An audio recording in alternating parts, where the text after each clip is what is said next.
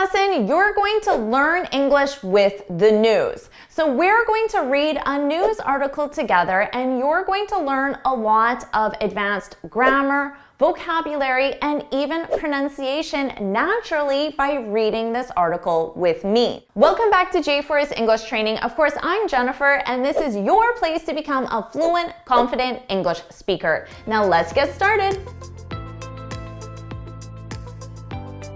Hello and welcome to our article. As you can imagine, we're talking about Twitter today.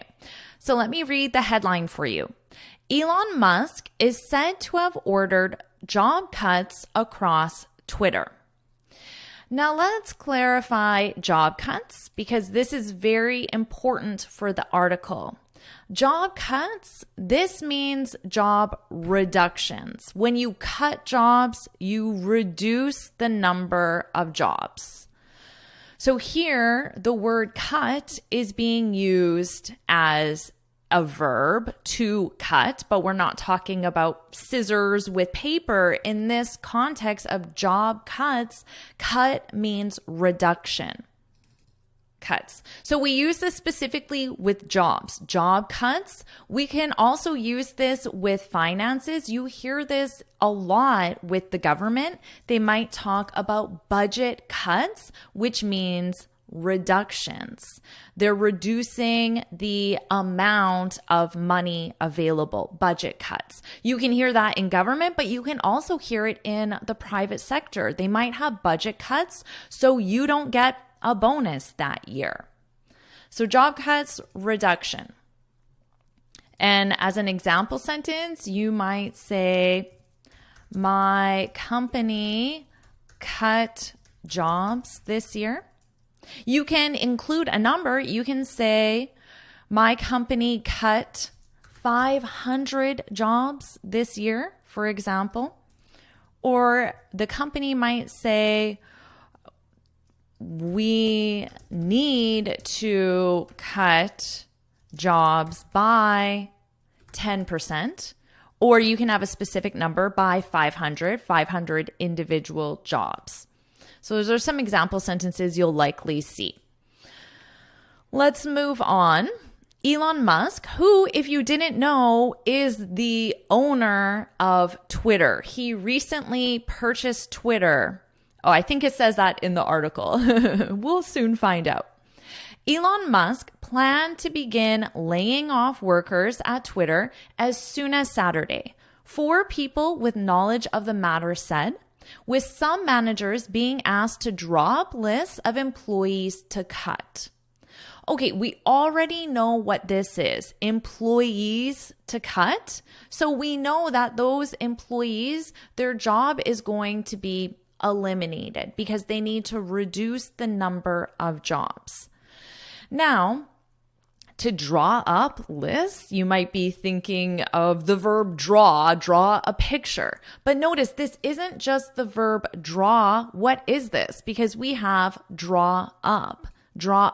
So if we have a verb and a preposition up, on, in, then we know it's a phrasal verb. And phrasal verbs have different meanings from the regular verb.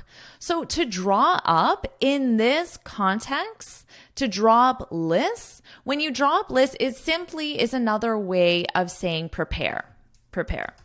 But we use this phrasal verb to draw up in the context of legal or business contracts, documents, proposals. So for example, if you are offered a job with a company, they're going to have a contract between you and the company, and that is a legal contract or a business contract. Now, they're going to draw up the contract, which simply means prepare. And if you are starting a new project and you have this proposal, you can draw up the proposal, which just means prepare. So we use this phrasal verb in this specific context. And remember, it simply means prepare. So as an example sentence, we can say, HR is the HR department. HR is drawing up the contract as we speak. So they're in the process of drawing up the contract. So you might ask, hey, do you know when the contract will be ready? And they're saying, oh, they're just drawing it up, which means they're just preparing it now. Let's see, anything else from here? Oh, yes. I wanted to talk about layoffs because if we're talking about job cuts, well, then job cuts, layoffs, they go hand in hand because if you have job cuts, it means you need to reduce the number of employees. Now, you can do that. You can accomplish that objective by laying off workers. Okay?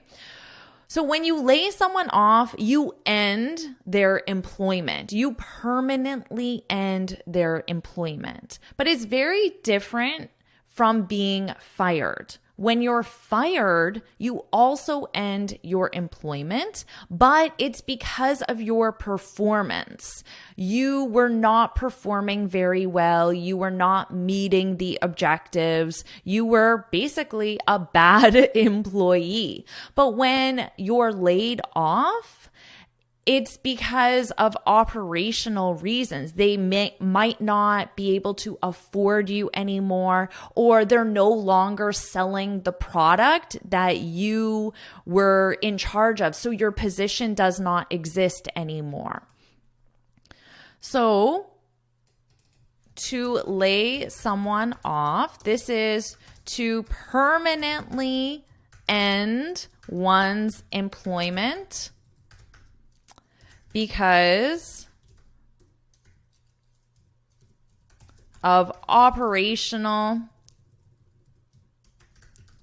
reasons. So again, like I said, they might not be able to afford you, or simply the direction of the company has changed. So as an example sentence, you can say, I got laid off. Or you can say I was laid off. So you can use to be laid off. This is the passive form of the verb to lay someone off. So the active form is to lay someone off. But you as the employee are receiving the action. Your company is doing the action. So my company laid me off. This is the past simple of the verb lay. This is the active. And the passive is I was laid off by my company. Passive. So you're receiving the action, which is why it's very common to use this in the passive form. I was laid off. Now, my original example, I said get laid off. I got laid off. We can use the verb get just to talk about that transition. I got sick is that transition from not sick to sick. So I got laid off is the transition from not laid off to laid off. But to start, get is a more advanced verb in English. So to start, you can simply use the verb to be. Let's move on. Mr. Musk, who completed a $44 billion deal to buy Twitter on Thursday, has ordered the cuts across the company, with some teams to be trimmed more than others, said 3 of the people who declined to be identified for fear of retaliation. Okay, so notice here, we're using cuts again. And what are cuts? Reductions. Reductions in this case, the number of employees. But I want you to look at this and think, what is this? Is this a subject, an adjective, an adverb, a verb, a noun? What is this? What part of speech is this? And how does it differ? Because here, you'll notice above, we were looking at the verb. We know it's a verb because it's conjugated. It's used next to a subject. And in this case, it's the infinitive. But what do we have here? An article, which tells me it's not a verb. This is a noun. So this is talking about it as a something. The cuts, the job cuts. It's a something. So this is a noun, and it's very commonly used as the noun form. The cuts. Notice how it's in plural because it's more than one. Technically, you could use it in the singular and say, we cut one job. There was a job cut.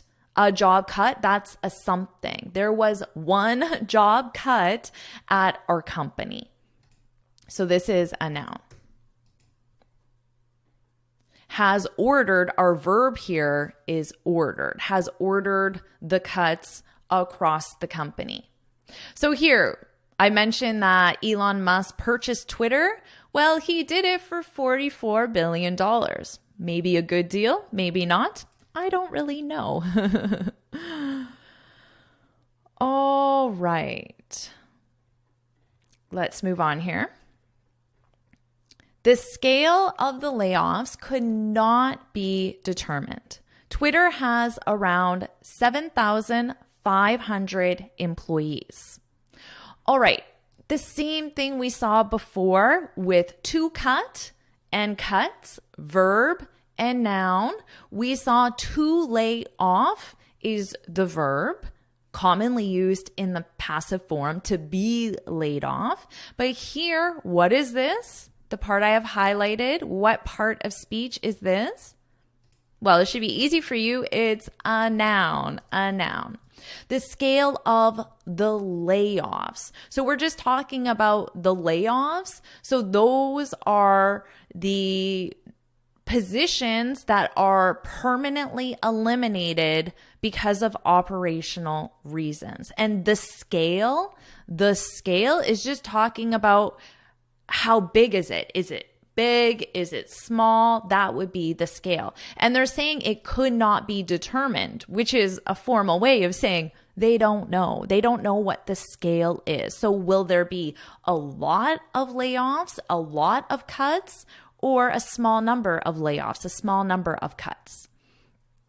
Now notice how I pronounce this. I said 7,500 employees. The plural is on my S here, on my noun, employees. We add that S because there's more than one. There's 7,500. 7,500. You could also say 7,500. 7,500. The choice is yours. 7,500 or 7,500. Both of them are correct, commonly used. You can choose which one you'd like to use.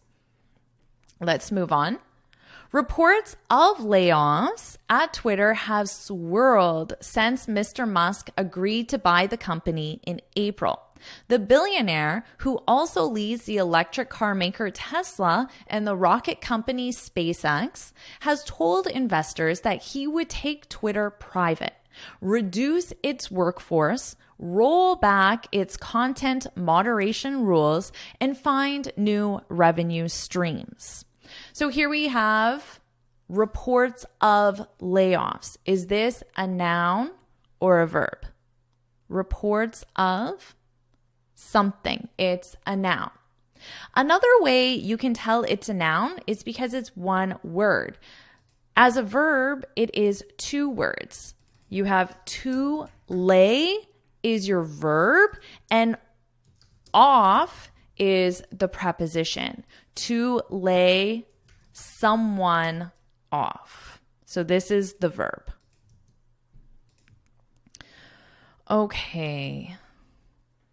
So again, they're talking because of the cuts, the job cuts, because of the layoffs, it's just natural that you're going to reduce the workforce.